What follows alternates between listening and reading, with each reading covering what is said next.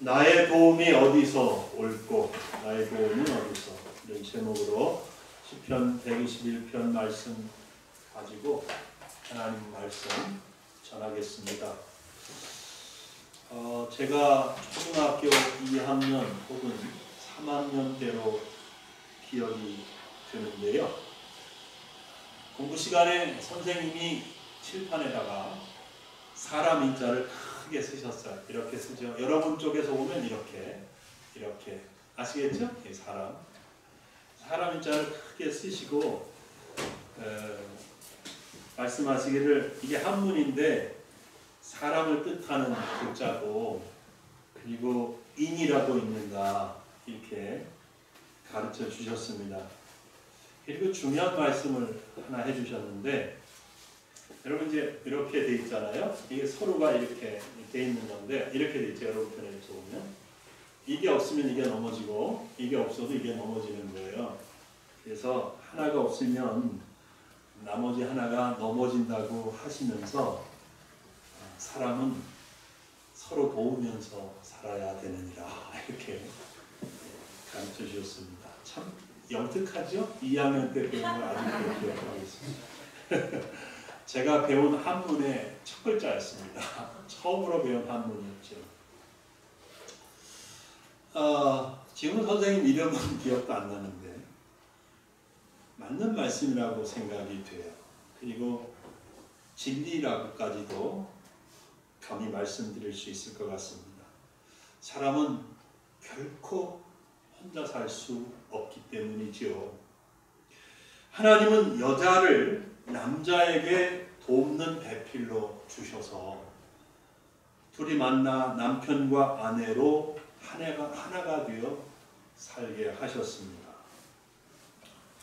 이 사실을 사도 바울은 에베소서에 오면 남편은 주님이 교회를 사랑한 것처럼 아내를 사랑하라고 권면하고 있고 아내들에게는 남편에게 교회가 주님에게 순종하는 것처럼 순종하라고 교훈했습니다. 한마디로 둘이 서로 사랑하고 서로 존중하고 도우면서 살라는 교훈이라고 생각합니다. 하지만 아무리 한 남편과 부부가 똘똘 뭉쳐서 하나가 되어서 산다고 해도 그 한 쌍, 그 한 부부만의 힘으로는 또 이 세상을 살 수 있느냐? 그렇지 않습니다. 우리는 다른 사람의 힘이 필요할 때가 있습니다. 다른 사람의 기술을 의지합니다. 다른 사람의 지식, 다른 사람의 능력을 통해서 서로 도움을 받으면서 살아갈 수밖에 없지요. 어느 누구도 모든 지식과 모든 힘과 능력을 다 가질 수 없고 반드시 다른 사람의 도움이 필요합니다. TV에 자연인이라는 프로가 있지요? 네, 아시지요? 그 프로는 산속에 들어가서 혼자 사는 사람들의 이야기를 다루고 있습니다. 소위 자연인이라고 하는 이분들이 겉으로 보면 어느 누구의 도움도 받지 않고 혼자 힘으로 사는 것 같지만 사실은 그들도 다른 사람이 만든 도구를 이용하고 그죠? 다른 사람이 만들어준 모든 필요한 생필품들을 사용하면서 그러니까 다른 사람의 도움을 받으면서 살고 있는 것이죠. 이렇게 사람은 서로 도움을 주고 의지하면서 살 수밖에 없는데 그러면 여기서 문제가 끝이냐? 우리는 알고 있습니다. 여전히 문제가 있습니다. 다 해결되는 게 아니죠. 우리 여전히 그럼에도 불구하고 한계를 느낍니다. 여전히 우리는 연약합니다. 내 평생 동안 의식주, 입는 거, 먹는 거, 거처 이거를 해결하면서 사는 것 쉬워요, 어려워요? 쉽지 않죠. 어렵습니다. 근데 문제는 그것만 어려운 게 아닌 것이죠. 눈에 보이지 않는 문제들도 너무나 많잖아요. 네? 인간관계 문제도 어렵고 또 내 개인적으로 정신적인 문제, 영적인 문제가 또 있는 겁니다. 불쑥불쑥 아무 때나 찾아오는 불안함, 언제 닥쳐올지 모르는 이런저런 재앙이나 병마에 대한 두려움, 또 실제로 이런 재앙이나 큰 병마에 고통을 겪는 사람들도 있고요. 살면서 종종 만나게 되는 위험한 순간들, 위험한 상황들이 언제나 있습니다. 우리는 미래를 알 수 없어서 답답합니다. 또한 나이가 먹어갈수록 이제 죽음에 대한 공포나 두려움도 찾아오기 마련입니다. 또한 어떤 사람들은 유난히 죄책감에 시달리고 괴로워하는 분들도 많습니다. 이런 모든 것들이 우리들의 인생으로 하여금 참 살기 어렵다, 참 살기 힘들다라고 고백할 수밖에 없게 만듭니다. 고백할 수밖에 없게 만듭니다. 뭐 맞는 말이에요? 왜 이렇게 말이 엉기지? 인생은 마치 강물을 따라서 떠내려가는 종이배와 같지 않는가. 너무 힘겹고 위험하고 어려울 때가 참 많습니다. 그래서 사람은 영원을 사모하는 그런 마음을 하나님이 주신 거예요. 사람은 영원한 것을 사모하고 바라볼 수밖에 없게 창조되었습니다. 절대자를 찾아서 의지하려고 합니다. 아무리 힘이 세고 이 세상에서 능력이 많아도 내가 할 수 있는 일이 얼마 안 된다. 사실은 내가 할 수 없는 일이 너무나 많다. 이런 사실 때문에 사람은 절대자를 찾을 수밖에 없고 신을 구할 수밖에 없습니다. 시편 121편을 쓴 시인도 마찬가지죠. 그 마음속에 인생은 참 어려운 거구나. 인생은 참 이 살아내기 버거운 것이구나. 누군가의 도움이 필요하구나. 나 혼자 힘으로는 살 수가 없구나. 그 마음으로 먼 산을 바라봅니다. 인생이여 어쩌면 이렇게 어렵고 힘듭니까? 누가 나를 돕는 것입니까? 누군가가 도울 수 있다면 너무 좋겠는데 누가 나를 돕는 것입니까? 하는 마음으로 먼 산을 바라보고 깊은 생각에 잠깁니다. 누가 나를 도울까? 나는 내 평생 동안 누구를 의지하고 살아갈 수 있는 것일까? 내가 살아가는 동안에 나에게 진정 도움이 되는 존재는 어디 있는가? 그리고 그는 누구인가? 묻습니다. 그리고는 시인은 깨닫습니다. 궁극적인 깨달음을 얻고 고백합니다. 2절 말씀 같이 보시죠. 같이 읽어볼까요? 시작. 나의 도움은 천지를 지으신 여호와에게서로다. 아멘. 아멘. 할렐루야. 나의 도움은 천지를 지으신 여호와에게서로다. 그 깨달음. 깨달았네. 그렇게 반응하지 마. 이 깨달음은 정말 귀한 깨달음입니다. 평생 이 깨달음 얻지 못하고 가는 사람들 많아요. 근데 내가 숨 쉬고 있는 동안에, 내가 아직 목숨을 붙잡고 있는 동안에 나의 도움은 천지 만물을 창조하신 하나님으로부터 온다는 사실을 깨닫는 사람은 정말 복 있는 사람입니다. 그래서 시인은 복 있는 사람입니다. 자신에게 참된 도움이 천지를 지으신 여호와 하나님께로부터 온다는 사실을 깨닫는 사람, 이 사람은 복 있는 사람입니다. 저는 오늘 여러분도 시인이 깨달은 것과 동일한 그런 깨달음을 얻을 수 있기를 우리 주 예수님의 이름으로 축복합니다. 네. 여러분 인생에서 참된 도움이 되시는 존재는 누구인가? 여러분 인생에서 참된 도움이 되시는 분은 누구인가? 여호와 하나님 한 분이십니다. 라는 사실을 깨달으시는 은혜가 있기를 바랍니다. 만일 저는 괜찮아요. 누구의 도움도 필요 없어요. 제가 얼마든지 제 힘으로 살아갈 수가 있습니다. 존경받는 사람들이요, 맨날 교회 가서 하나님 부르고 의지하는 사람들, 그 사람들 마음이 약한 사람들입니다. 뭔가 부족한 사람들이에요. 저는 괜찮습니다. 저는 내 힘으로 내 인생을 얼마든지 멋지게 살 수 있습니다. 라고 큰 소리 친다면 그는 아주 교만한 사람입니다. 교만한 사람. 사실은 아무것도 아니고 큰 소리 치는 거에 불과해요. 우리는 지난 3년 동안 겪지 않았습니까? 우리는 지난 3년 동안 코로나19로 인해서 사람이 얼마나 연약한 존재인지를 다시 한번 알게 되었습니다. 사람이 육안으로 코로나 바이러스를 볼 수가 없어요. 근데 존재해요. 눈에 보이지 않으니 어떻게 정말 대항하기가, 싸워나가기가 너무 어렵잖아요. 근데 그게 존재한단 말이에요. 그리고 코로나 바이러스가 몸에 들어오면 사람은 그것을 이겨내기가 너무너무 힘들어요. 눈에 보이지도 않는 거예요.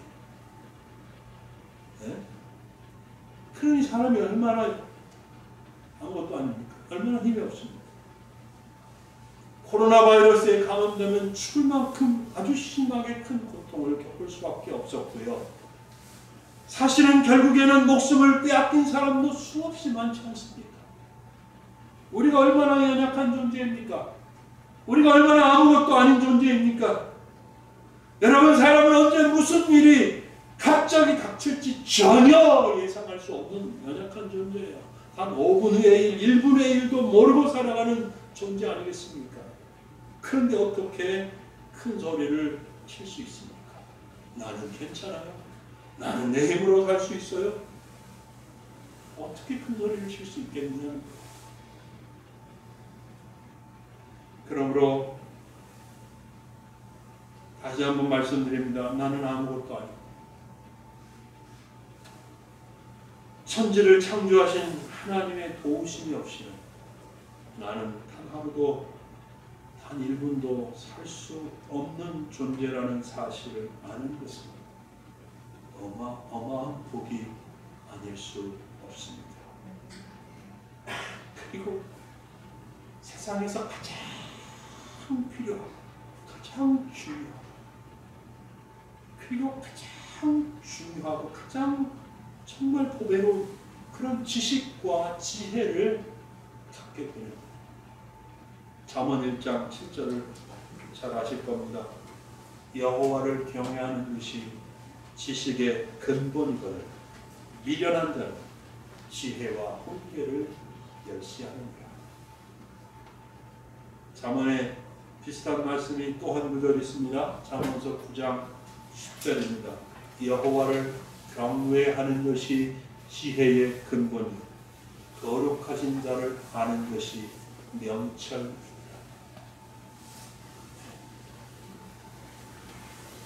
그러므로 여러분, 다시 한번 예수님의 이름으로 권면합니다. 천지를 지으신 하나님, 그분이 나를 지으신 창조주이시며 유일하게 나를 돕는 분이심을 고백할 수 있기를 바랍니다.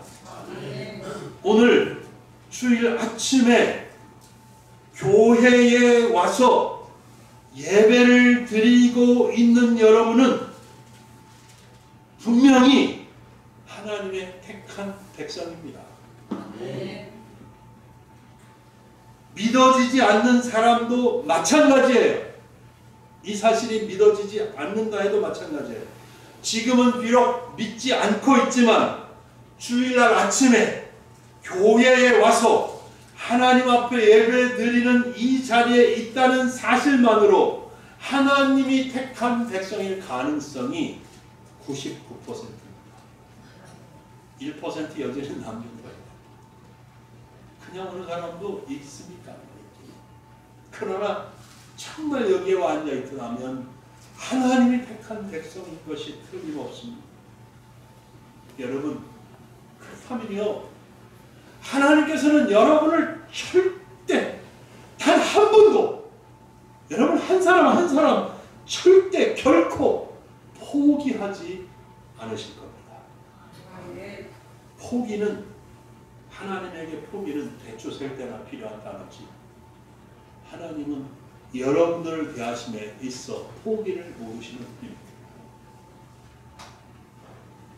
반드시 찾아내셔서 자기 백성 삼으실 것이고, 그리고 하나님 앞에 예배자가 되게 하실 겁니다.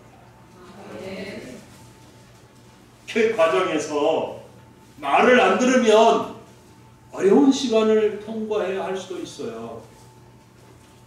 하나님 앞에 얼른 순종하지 않으면 하나님이 깨닫게 해주시려고 힘든 일을 감당하게 하실 수도 있어요. 하나님은 가장 지혜로우시고 능력 많으신 분이기 때문에 그분의 지혜로 여러분들을 다루실 것이고, 하나님의 지혜는 결코 실패하지 않습니다. 어떤 일을 하나님께서 어떻게 해서든지 하나님은 여러분 한 사람 한 사람을 하나님을 믿고 의지하는 사람, 즉 자기 백성 삼으시려고 계속 일하실 거예요. 포기하지 않고 계속 일하실 거예요. 믿어지십니까? 예. 자, 그러면 하나님은 우리를 어떻게 도우실까요? 3절부터 쭉 기록이 되어 있습니다. 3절부터 쭉 기록이 되어 있는데, 먼저 눈에 들어오는 말씀은 하나님께서 우리가 어떻게 하게 하실까요? 실족하지 않게 하신다. 그렇게 말씀하고 있어요. 그죠? 네, 여호와께서 너를 실족하지 아니하게 하시며, 그렇습니다. 이거를 여러분 각자 이렇게 읽어봐요. 여호와께서 나를 실족하지 아니하게 하시며. 아멘. 여러분, 실족이 뭐예요? 실족. 발을 헛디디는 것을 말해요. 발을 헛디디는. 그래서 계단 같은 거 내려가다가 종종 다 내려온 줄 알고 이렇게 계단을 내려가는 것처럼 하는데 그냥 하나가 더 있으면 넘어지죠. 넘어지기 쉬워요. 실족하는 거죠. 혹은 반대 경우도 있어요. 다 내려온 줄 알고 턱 하는데 발이 뚝 떨어지는 거예요. 그래도 또 넘어질 수 있어요. 사실 이 세상에는 우리가 걷고 움직이다가 실족할 만한 그런 데가 굉장히 많아요. 근데 하나님이 우리를 실족하지 않게 하신다 그래요. 여러분 마음속에 저 실족해서 넘어진 적 많은데요. 이제 그런 생각 하시고 있죠 지금. 저도 이 성경 읽을 때 그런 생각 해봤거든요. 하나님 저 넘어진 적 많은데요. 실족하지 않게 하신다면서요. 근데 여러분, 사실은 하나님이 붙들어주지 않으셨다면, 우리가 몰라서 그렇지, 우리가 미처 다 알고 깨닫지 못해서 그렇지, 하나님이 붙잡아주지 않으셨다면 우리가 실족해서 크게 어려움을 겪거나 다치었을 수도 있다는 거예요. 꼭 발만 헛디디는 걸 말하는 게 아니에요. 우리의 인생에서 뭔가 잘못 발을 내디듬으로 인해서 넘어져서 크게 위험할 수 있는 상황, 어려울 수 있는 상황을 하나님이 붙잡아 주셨다는 믿음을 저는 갖고 있습니다. 자, 그런데 그럼에도 불구하고 우리가 만약 실족해서 넘어진다, 우리가 엎어져서 다치거나 또는 어려움을 겪게 된다라고 할 때는 하나님의 섭리가 있다고 믿습니다. 그게 우리를 사랑하시는 하나님이 우리를 다루시는 방식이에요.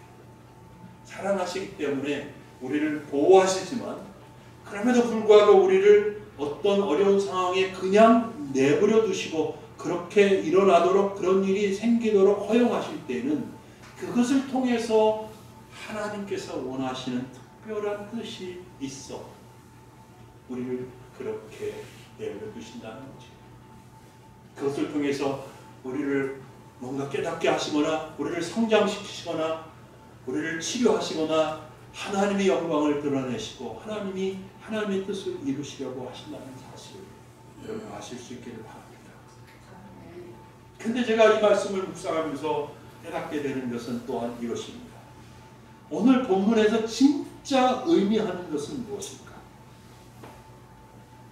그것은 우리가 하나님을 의지하고 하나님이 나의 도우심이시라는 사실을 믿고 살아가는데 이 땅에서 수많은 의심과 혼란한 생각과 잘못된 판단으로 자칫 하나님을 믿고 의지하는 이 믿음을 내버리는, 믿음을 포기하는 실수를 하지 않도록 하나님께서 붙잡아 주신다는 사실입니다.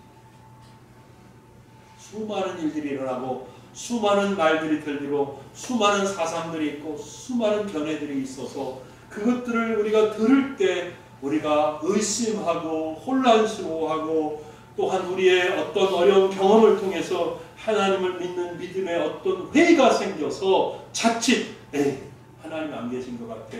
하나님 믿어도 소용없어. 하나님 안 믿고 살래라는 잘못된 결정을 내리는 그런 실적을 하지 않고 하나님께서는 우리가 하나님 나라에 갈 때까지 하나님 보좌 앞에 가서 하나님을 찬양하는 그 순간이 올 때까지 우리를 지켜주신다는 것입니다. 아멘. 믿으시기를 바랍니다. 아멘. 아멘.